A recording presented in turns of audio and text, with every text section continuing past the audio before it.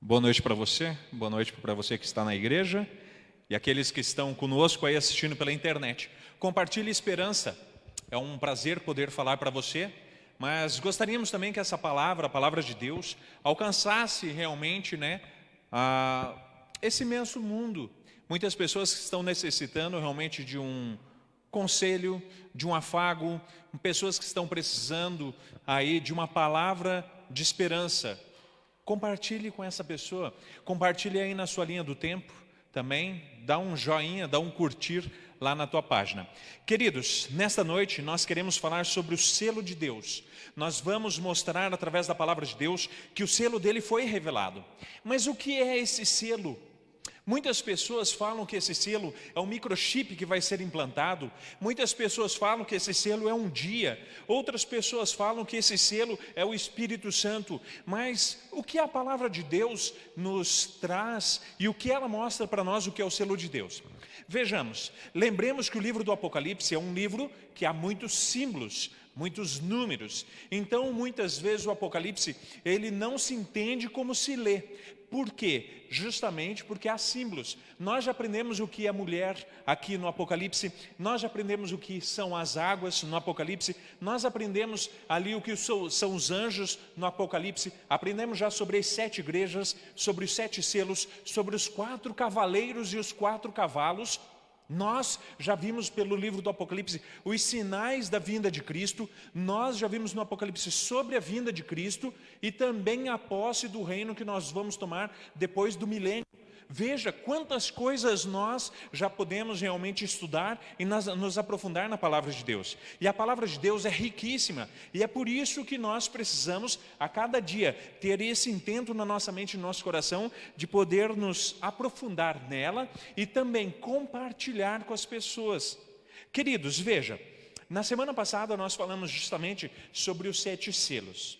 Nós vimos que o 6º selo, ele foi encerrado por volta do ano entre 1798 e 1844. Nós vimos ali que quando o 6º selo fosse ali aberto também, haveriam realmente muitos sinais. Nós vimos que a lua se tornaria em sangue, nós vimos que o sol não daria mais a sua claridade, nós vimos grandes terremotos e nós estudamos que tudo isso já passou.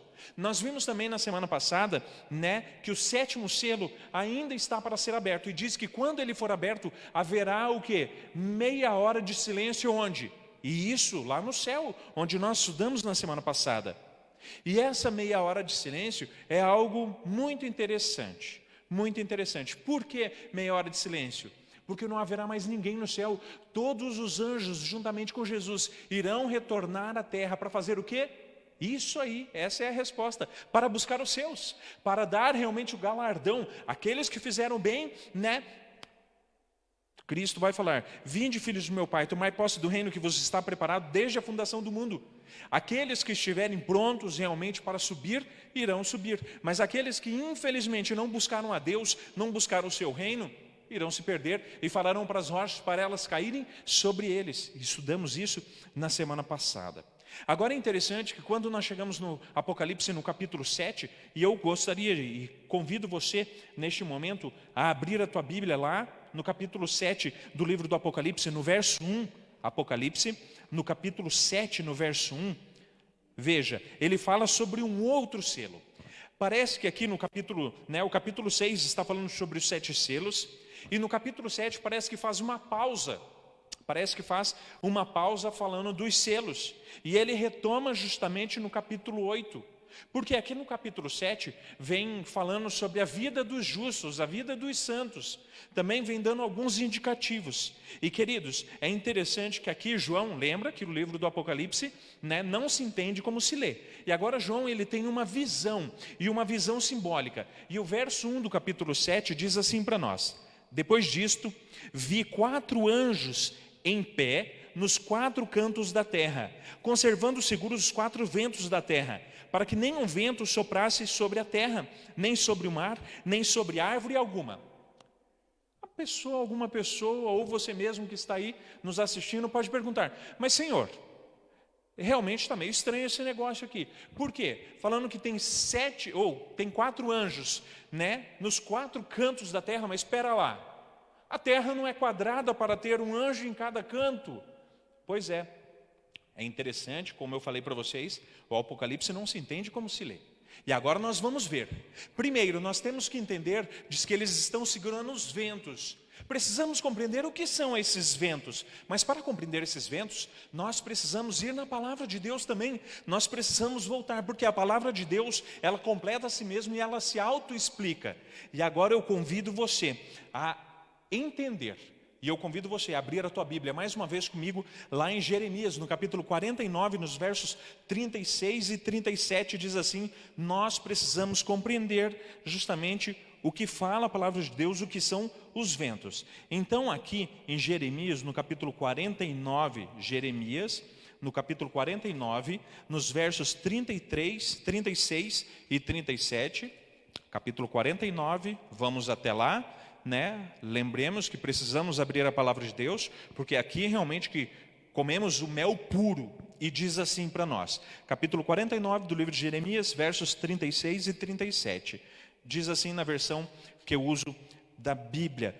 A pergunta é: o que são esses ventos que nós vemos no capítulo 7 de Apocalipse, no capítulo 7, no verso 1?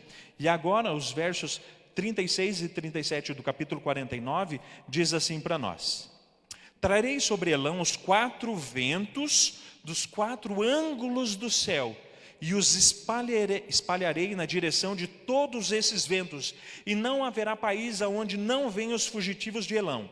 Farei tremer a Elão diante de seus inimigos e diante dos que procuram a sua morte. Farei vir sobre eles os elamitas, o mal, o brasume da minha ira, diz o Senhor, e enviarei após eles a espada, até que venha consumi-los. Nós já conseguimos compreender que João, ele vai realmente em Jeremias e ele usa a mesma figura de linguagem que Jeremias usou aqui. Então nós conseguimos compreender aqui justamente que os ventos, os 4 ventos, vindo realmente, aqui diz dos 4 ângulos, nada mais é do que o vento destruidor. O vento quer dizer destruição. Você quer acompanhar comigo e quer ver mais algo? Lá no capítulo 51, Jeremias mesmo, no capítulo 51, nos versos 1 e 2, ele continua o mesmo raciocínio, o profeta, que é o mesmo raciocínio que João teve lá. Capítulo 51, versos 1 e 2. Assim diz o Senhor: eis que levantarei um vento que destruidor contra a Babilônia e contra os que habitam em Lebe e Camai.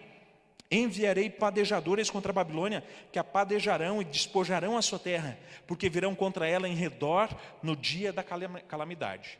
Então os ventos ali que os 4 anjos estão segurando nos 4 ângulos ou nos 4 cantos da terra, nada mais é do que a destruição. Então os anjos que estão realmente ali, né, nos pontos cardeais, norte, sul, leste e oeste da terra, estão fazendo o quê? Exatamente, estão segurando a destruição.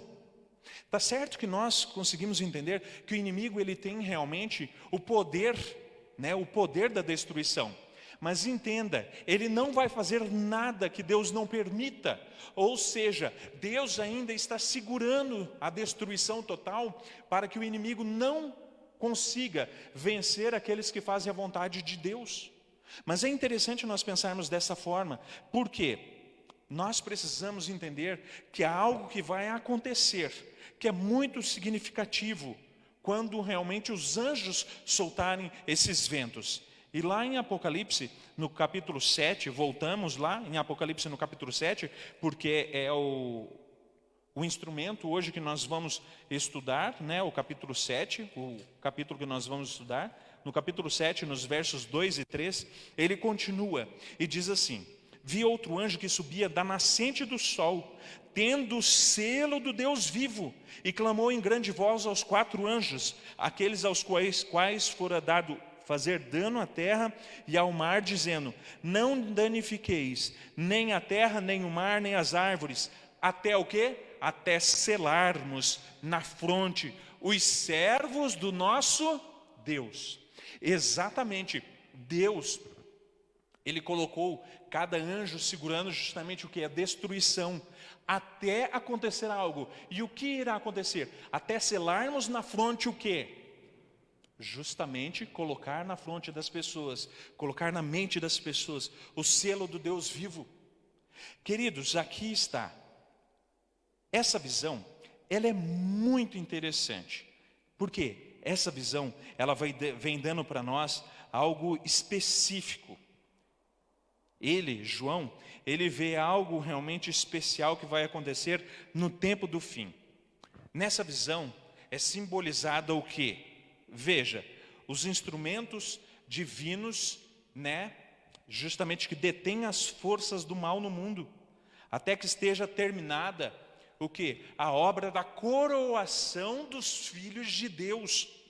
Até então, o mundo não vai ser destruído. E outra, não vai ser destruído por essa epidemia, pela pandemia que estamos passando, não vai ser destruído por terremotos, por maremotos, por pragas. Tudo isso haveria de acontecer porque é o prenúncio justamente da vinda de Cristo. Mas não são essas coisas que irão realmente fazer com que o mundo termine. Não são as catástrofes naturais, que estão ao nosso redor, nos cercando, que irá destruir o mundo. Não. Veja, o que irá destruir o mundo será realmente o quê? Os anjos soltando, os anjos dando a liberdade realmente para que tudo venha a acontecer através do mando de Deus. Mas isso só irá acontecer quando Deus permitir, quando todos os filhos de Deus tiverem sido selados. Por isso, as pessoas falam, mas o selo de Deus é o microchip. Aquele que receber o microchip não poderá nem comprar e nem vender. Mas espera aí, vamos continuar. Lembre, Apocalipse, ele usa uma linguagem figurativa. Mas o que é isso? Vamos continuar. Veja, a gente precisa compreender onde se encontra o selo de Deus. Será que o selo de Deus ele está no microchip? Será que o selo de Deus está em algum livro? O selo de Deus está em algum dia? Está na alimentação? Está no vestuário? Onde está o selo de Deus? Lá em Isaías, no capítulo 8, eu convido você a ir lá comigo, Isaías, no capítulo 8, no verso 16. Isaías, capítulo 8, verso 16, diz assim para nós. Isaías, capítulo 8, verso 16. Vamos lá. Na versão que eu uso da Bíblia, diz desta forma aqui. Capítulo 8, verso 16. Resguarda o testemunho, sela a lei. Onde? Exatamente o que você leu. Sela a lei no coração de quem? Dos meus discípulos. Então a lei de Deus é o que? O selo. E esse selo está onde? Justamente no coração. Sela a lei. A lei de Deus é esse selo maravilhoso. Mas, queridos, aqui está. Você sabe que o selo, na época da Bíblia, que a Bíblia foi escrita, era algo muito importante. Veja, ele dava autenticidade e dava importância também onde ele era colocado. Normalmente os reis, os grandes, eles tinham um anel e ali estava o brasão da família. E ali naquele anel, ali naquele brasão, naquele selo, porque eles colocavam a cera quente, justamente na carta, e ali ele pegava aquele anel e selava aquela carta naquela cera quente. E é interessante que esse selo ele deveria conter 3 elementos básicos. Primeiro, o nome do governante, Se ele era o rei de Jerusalém, estaria escrito ali. Também o cargo que ocupa, rei, e também o território do seu domínio. Se fosse toda Israel, estaria escrito ali Israel.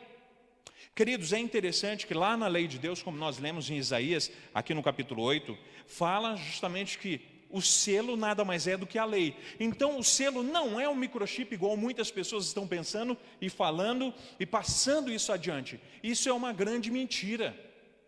Isso é um grande engano. Exatamente para enganar as pessoas.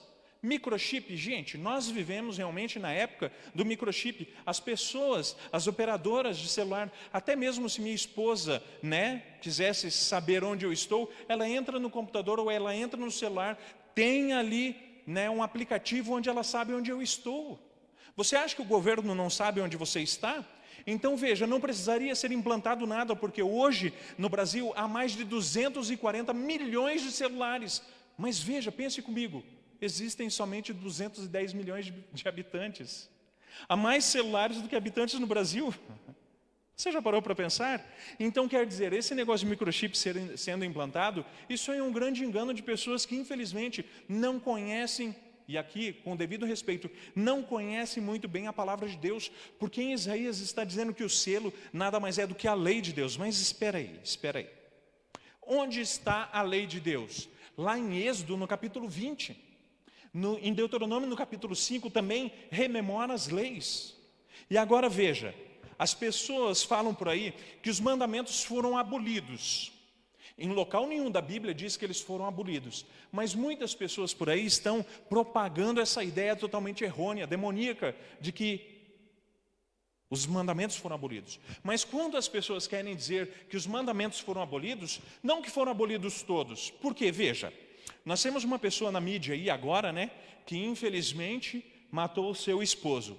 Mas espera aí, se os mandamentos foram abolidos, essa mulher, ou essa pessoa que matou o esposo, não precisaria ser presa, porque foi abolido o mandamento realmente, não matarás. Você vê que engano? Eu teria medo realmente de morar do lado de uma pessoa que prega e que advoga que os mandamentos foram abolidos. Por quê? Ela poderia entrar em qualquer momento na minha casa. Ela poderia pegar as minhas coisas. Ela poderia violar realmente o meu lar, os meus filhos, a minha esposa. Você entende que essa ideia é totalmente errônea? Queridos, aqui está a lei de Deus, é o selo. A lei de Deus é aquilo que Deus criou realmente de maravilhoso para alcançar todos nós e até todas as pessoas de Cristo. Até elas, se não forem seladas, não virá realmente o fim. Todas precisam ser seladas. Tanto é que dentro dos mandamentos de Deus, dos 10 mandamentos, há um mandamento que possui as 3 características que nós falamos realmente sobre o selo. Primeiro, nome do governante, cargo que ocupa e o território do seu domínio. Vamos ler lá esse mandamento, está lá em Êxodo no capítulo 20, nos versos 8 a 11, e diz assim para nós. Quando as pessoas falam que os mandamentos foram abolidos, elas não querem falar que todos os mandamentos foram abolidos. Elas querem dizer que o sábado, o 7º mandamento, foi abolido. E diz assim para nós, Êxodo capítulo 20, verso 8 a 11. Diz assim: lembra-te do dia do sábado para santificar. 6 dias trabalharás e farás toda a tua obra, mas o 7º dia é o sábado do Senhor teu Deus. Não farás nenhum trabalho, nem tu, nem o teu filho, nem a tua filha, nem o teu servo, nem a tua serva, nem o teu animal, nem os forasteiros das tuas portas para dentro. Por quê? Em 6 dias fez o Senhor os céus e a terra, o mar e tudo que neles há. E ao 7º dia descansou. Por isso o Senhor abençoou o dia de sábado e o santificou. Preste bem atenção aqui. O sábado é identificado nas Escrituras como? Você quer ver? Abra lá em Êxodo, capítulo 31, no verso 17. Êxodo, capítulo 31, no verso 17. A própria Escritura diz para nós o que é o sábado. 31, verso 17. Diz assim: entre mim e os filhos de Israel é sinal para quando?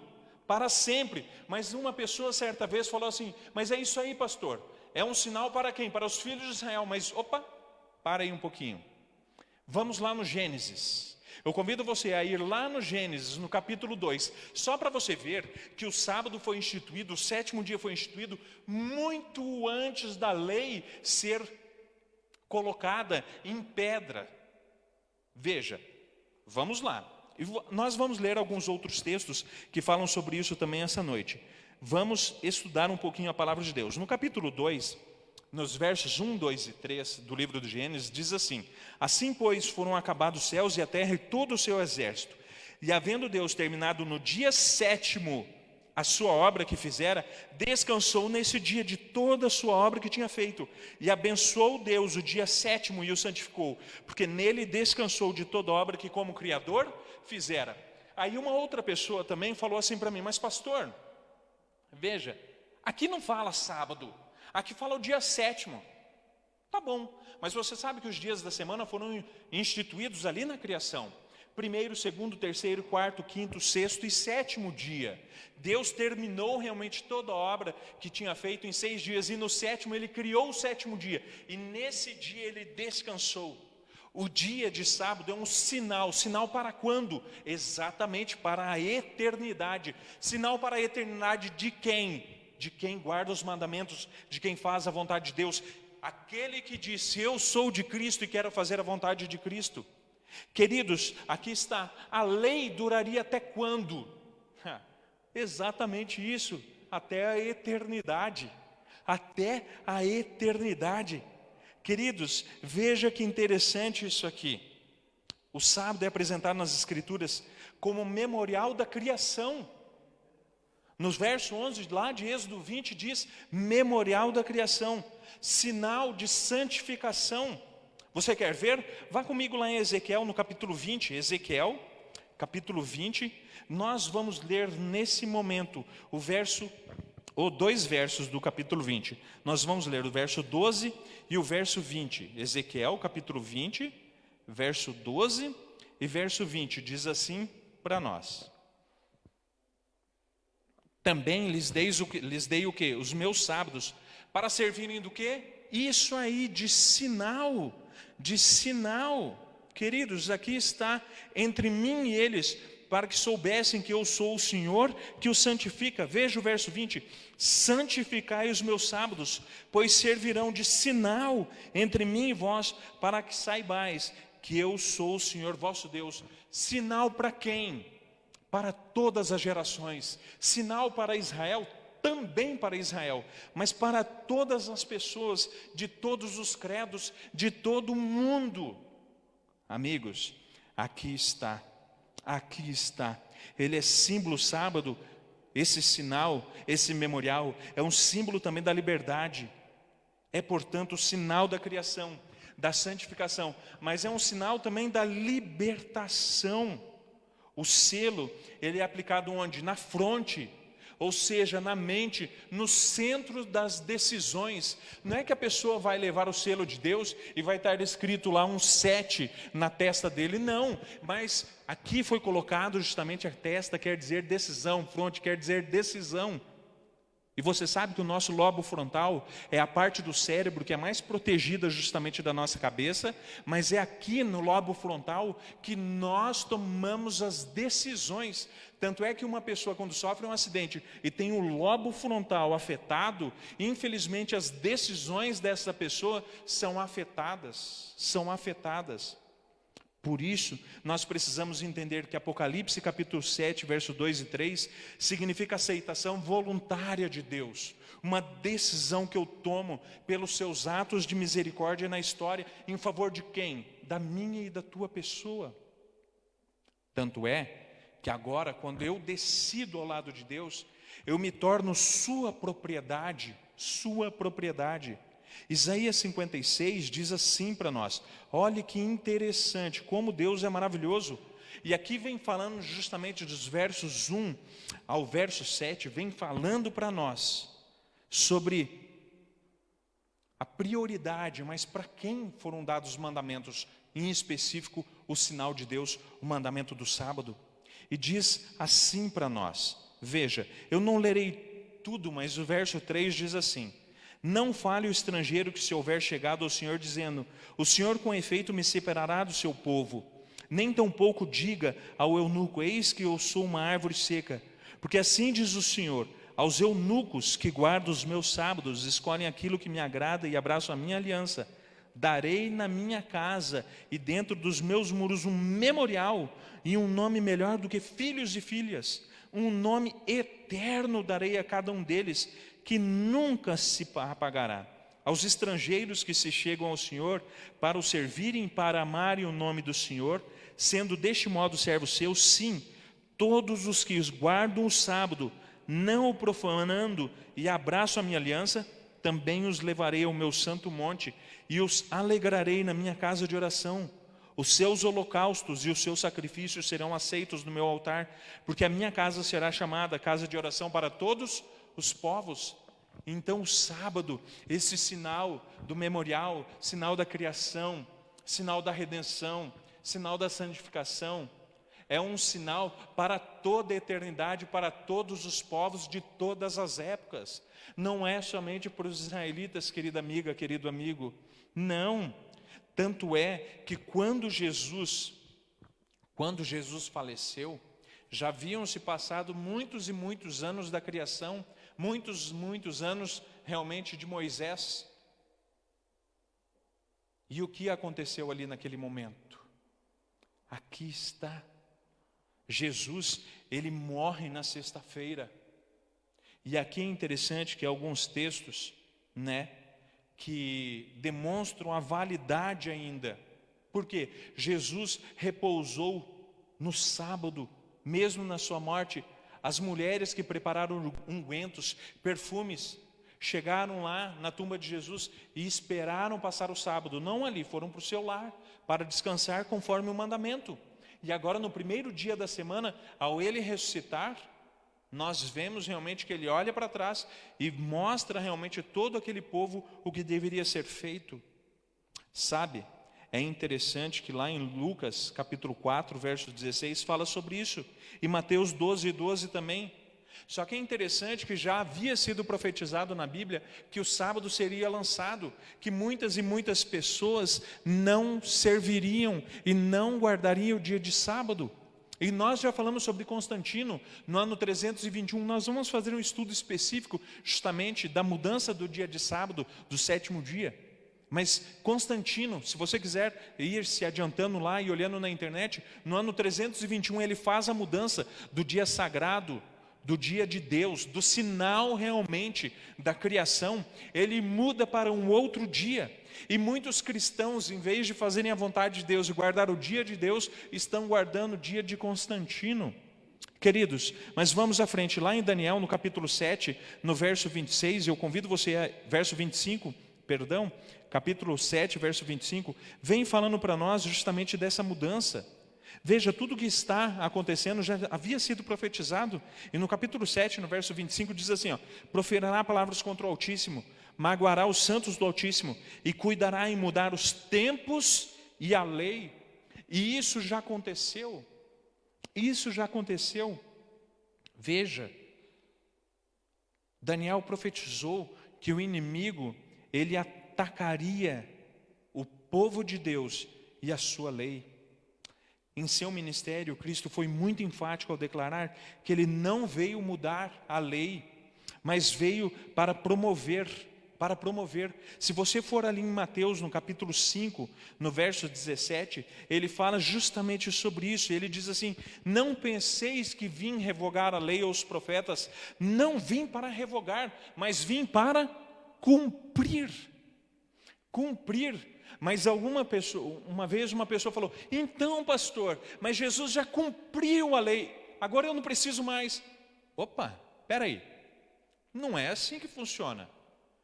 Cumprir no sentido aqui é de realmente obedecer e dar o exemplo. A palavra no grego quer dizer justamente sobre isso, sobre obedecer e dar o exemplo às pessoas.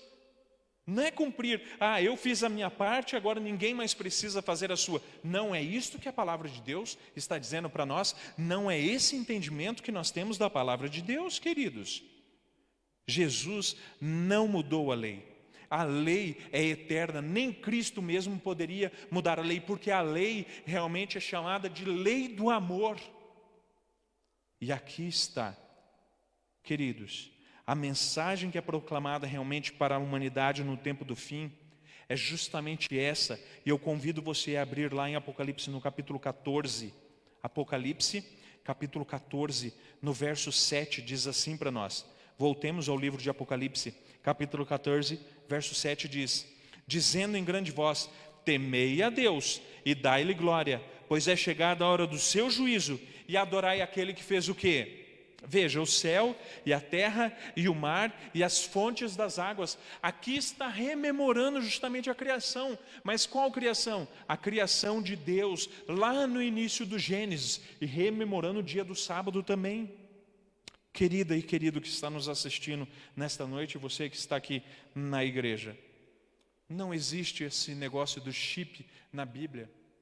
O selo de Deus vai ser uma decisão consciente de guardarmos não só a lei, mas toda a lei de Deus. Mas você pode falar, mas pastor, eu não mato, pastor, eu não roubo, eu ajudo outras pessoas, pastor, mas eu procuro fazer o meu melhor. Mas eu convido você a ir comigo lá em Tiago, no capítulo 2, no verso 10. Tiago, capítulo 2, no verso 10, diz assim para nós: pois qualquer que guarda toda a lei, mas tropeça em um só ponto, se torna culpado de todos. Exatamente. Eu convido você a receber o sinal de Deus, a receber o selo de Deus. E para recebermos o selo de Deus, esse sinal de Deus, para que Cristo possa voltar, eu e você precisamos fazer a vontade de Deus, guardar os mandamentos de Deus, inclusive o dia de sábado, que é o 4º mandamento. Veja, é interessante quando nós nos aprofundamos na palavra de Deus. E se você quiser se aprofundar um pouco mais nesse tema, manda uma mensagem aí no particular para nós, e nós poderemos enviar estudos bíblicos a você, a sua família. Se você quer esses estudos também, para você passar para os teus amigos, para familiares, também envie uma mensagem para nós, e nós iremos enviar para você um estudo bíblico específico sobre esse tema também. Queridos, veja, nós entendemos que o texto de Apocalipse 14, 7 usa explicitamente os mesmos termos encontrados ali no capítulo 20 do Êxodo, nos versos 8 a 11, falando sobre o sábado. Mas o que caracteriza o povo de Deus nos dias finais da história do mundo?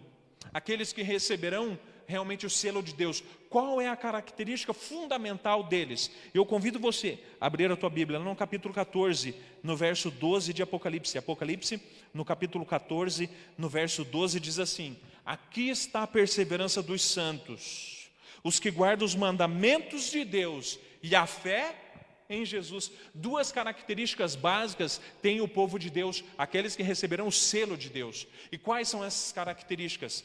Guardam os mandamentos e tem a fé em quem? Exatamente isso aí, do jeito que você leu. A fé em Cristo Jesus. Por isso, eu convido você. Talvez eu esteja falando para alguém que tem ouvido pela primeira vez sobre esse tema, sobre o selo de Deus, o que é o selo de Deus, que o selo de Deus realmente é um dos mandamentos, e o 4º mandamento, que é o dia do sábado. Talvez eu esteja falando para você, e talvez você tenha ficado um pouco assustado com isso que eu te falei. Mas eu convido você a se aprofundar, a estudar mais a palavra, e é ela quem vai falar para você, é ela quem vai tocar o teu coração através do Espírito Santo. E Cristo, através da fé que você deposita nele, Ele irá abrir o nosso entendimento e o seu entendimento para aceitar as verdades aqui descritas. Por isso eu e você podemos tomar uma decisão nesta noite. E a melhor decisão é esta: perseverar, guardar os mandamentos de Deus e ter a fé em Jesus. Mas você aceita? Se você aceita, levante a sua mão. Se você aceita, levante a sua mão. Ei, você mesmo, eu estou falando com você aí na telinha. Levanta a tua mão aí. Não tenha vergonha de tomar essa decisão ao lado de Cristo. E isso aí, eu convido você neste momento a se colocar em pé aqui na igreja. E onde você estiver, se levante também aí. Quero fazer uma oração por você e pela tua família neste momento. Fechemos os nossos olhos. Senhor Deus, muito obrigado porque a tua palavra não nos deixa sozinhos e muito menos ignorantes, ó Pai, com respeito à tua volta, com respeito ao teu selo, com respeito ao que devemos fazer. Mas nesta noite, aqui na igreja, pessoas tomaram decisão ao teu lado realmente de estar guardando a tua vontade, guardando a tua lei, recebendo o teu selo. E muitas amigas e amigos que estão nos assistindo, ó Pai, através da internet, do Facebook, têm tomado essa decisão também. E eu rogo que o Senhor abençoe essa pessoa, que o Senhor conceda a fé suficiente para ela fazer a tua vontade, de guardar o dia de sábado, de ser selada por ti, ó Pai. Por favor, abençoa esta família que está nos assistindo. Tu sabes das necessidades mais íntimas e profundas que temos. E nos ouça, nos ajude, nos abençoe. Em nome de Cristo Jesus. Amém, Senhor.